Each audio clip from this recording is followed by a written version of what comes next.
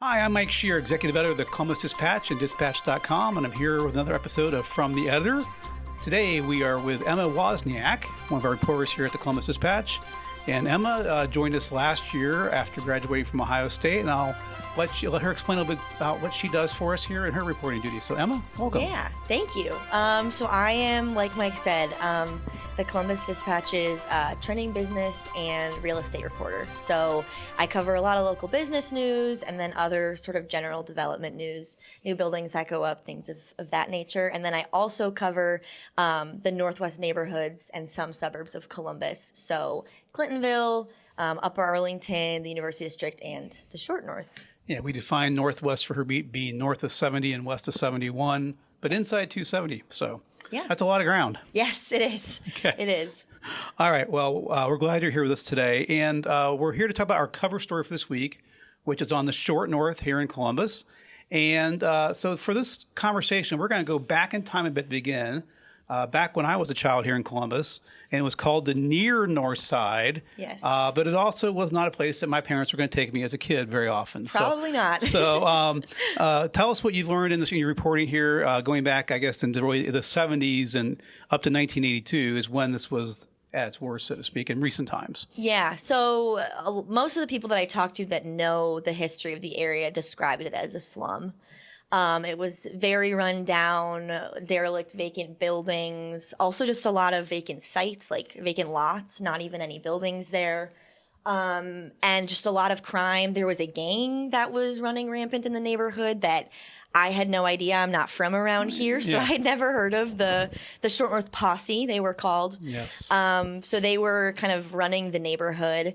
And then, as my story kind of overviews, it was around the 70s to 90s when all that started to change. The city invested in the neighborhood, and that's what kind of sparked some of the growth that we saw. Okay, and just for those who don't know, the Short North area in Columbus is bordered by the historic Italian and Victorian villages. Yes. The geographic boundaries are High Street and its adjacent alleys from King Avenue to Nationwide Boulevard and other streets in that area. But it's the area just north of downtown before you get to the Ohio State campus, basically, Yes. with High Street in the middle of it for the most part. Yeah, and the definition kind of changes from person to person. That's how the Short North Alliance defines it, but people sometimes think the Italian and Victorian villages are part of it, but it's bordered by those two historic neighborhoods and Ohio State's campus. All right, so the big change in this area began in 1982 when I'll let you talk about that. In 1982, the city decided enough is enough. We're going to transform this area into what we more commonly know it as today. Yeah, it was, I believe, called the Historic Revitalization Program. The Short North was the first that the city really did this for, and they labeled it that way, and that meant that, they were going to invest their time and money and resources into it, and it sort of encouraged developers to come in and sort of transform all these rundown buildings and empty lots into buildings and businesses and apartments.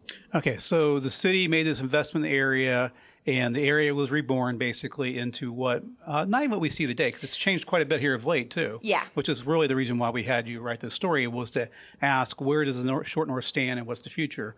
But talk about what this middle period, what was it like in the period after the revitalization? I know there's a lot of independent stores, but it's a lot of things are different than even they are today. Yeah. If you ask people that lived there at the time, it was really painted to me as like the best possible outcome for this neighborhood. The way that people who lived there at that time and the people that owned businesses there at that time really loved it. I could tell when talking to them that it was a real source of pride for them to have been associated with the neighborhood. Really in the late 80s and early 90s is when it really took off. That's when, like Mike said, we saw a lot of not just business growth, but mom and pop business growth. And that was, really the brunt of the activity that was happening there. We're talking art galleries, independent shops, yes. very different, unique places. Yes. For sure, yes. And some restaurants, as I recall, too. Yeah. But very unique stuff you would not see anywhere else. Right, and all independently owned. No chains, no major corporations had really come in. It was all owned by the people that lived there. Okay, so that was considered a great success, obviously, versus a slum or whatever you want to describe it as. That area was rejuvenated.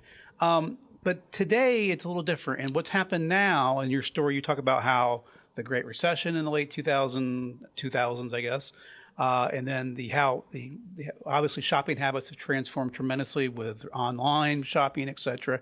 So today, it's not, when you drive down High Street through there, you see a lot of national brands in there that were not there, I guess, 20 years ago. Yeah, right. So, yeah, I mean, and the Great Recession and other economic factors definitely played a part in that. But I think the consensus is really that this success and prosperity that came with the Short North having this big investment also resulted in a lot of development, which is, on paper a good thing. But for the people that had lived there for a long time and owned businesses there for a long time, they started to feel like the landscape of the neighborhood was changing because now all of a sudden the neighborhood is attractive to out-of-town, outside developers, and that in turn kind of changes. Well, and the overall growth in Columbus has had an influence on that too. The city wants Right. taller apartment buildings and all these things to improve density and Yes. allow more people to live right in the city, which people also want to do. So. Yeah.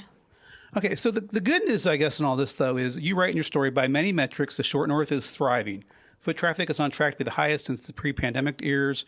Parking revenues already exceeded 2019 levels the year before the pandemic, and maybe higher in the last couple of years. Yeah. Crime is generally down, and there's been a strong surge of new businesses opening. It's just different. Yeah, it's interesting because, I mean, the whole story was sparked by like online discussion that we'd seen about people saying that the Short North was in the state of decline. And everybody I talked to, no matter where they fell on the spectrum of like not loving the development to outright hating the development and change that's happening there, they pretty much all agreed that the Short North is not declining. Like, even if it's different from how they remember it, it's still a bustling area, still a lot of business happening there, a lot of foot traffic. So it was interesting to kind of see the perception versus the reality of the neighborhood. Well, and there's still so many people who come to Columbus who stay in the big new 2 Hilton Towers right there. Yeah. The convention center is right at the beginning of the Short North. There's so many people who come here who can go walk a few blocks and explore that whole area and go even further towards campus. Yeah, exactly. It's a big cultural hub for the city for sure. Yeah, and that has not changed at all. No, not from the vibe that I've reported on. No. Okay, all right. So what did you learn in this process that surprised you in this reporting? What did you kind of not know when you went into this, I guess? Yeah, I mean, well, the whole history of the neighborhood was a big surprise to me, again, as like a non-Columbus native. I went to Ohio State in the Short North. I went there all the time as a student. And so to see people talking about it in the way that they were online really caught me off guard because I had never thought that there was a perception that it was in decline. But then I started to learn more about some of the high-profile shootings that happened in recent years.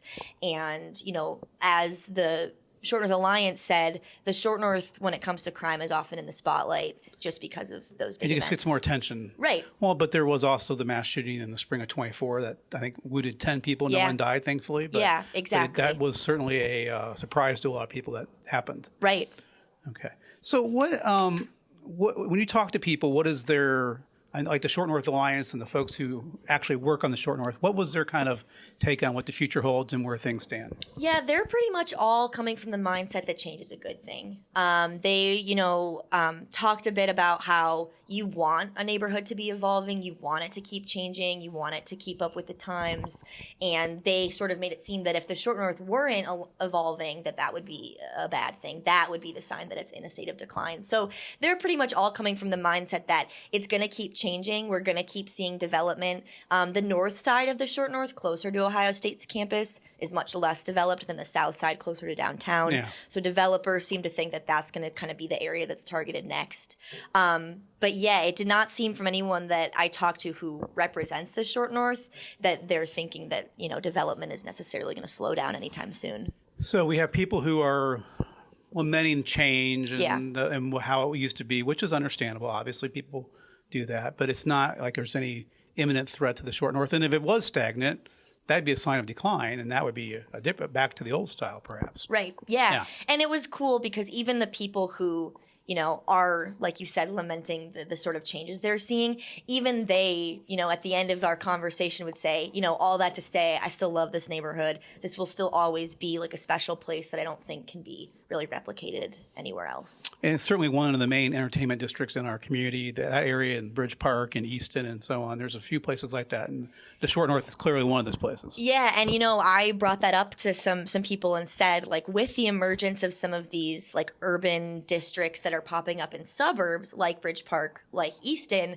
like are you worried that those areas pose a threat to the short north in some way? And they were all vehemently denying that and said, none of those areas can top the short north. You can't recreate the feeling that the short north has. It's a totally different experience. Yeah. Right. All right. Well, Emma, thank you so much for taking time to talk to us today. You can read Emma's story on dispatch.com beginning this Sunday. It'll also be in print in the Sunday edition, too. But we look forward to seeing that. And Emma, thank you so much. Yeah, thanks, Mike. All right, folks. We'll see you next time on From the Editor.